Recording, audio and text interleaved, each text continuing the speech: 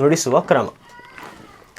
ತಾಮ್ ನಕ್ಕ ತರಿ ಕಿಟ ದಿದ್ ಧ ತತ್ ತತ್. ಈಗ ಧಾಮ್ ಅನ್ನೋ ಒಂದು ಹೊಸ ಶಬ್ದ ಬರ್ತದೆ ಇದರಲ್ಲಿ. ಧಾಮ್ ಅಂದರೆ ಮದ್ದಳೆಯ ಎಡಭಾಗದಲ್ಲಿ ದಿ ಮತ್ತು ಬಲಭಾಗದ ಚಾಪು ತಾಮ್ ಅನ್ನು ಒಟ್ಟಿಗೆ ನುಡಿಸುವಂಥದ್ದು ಧಾಮ್.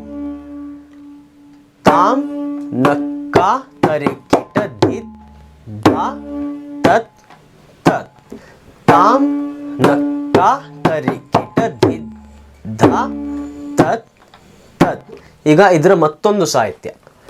ತಾಮ್ ನಕ್ಕ ತರಿ ಕಿಟ ದಿದ್ ಧ ಧೋ ತತ್.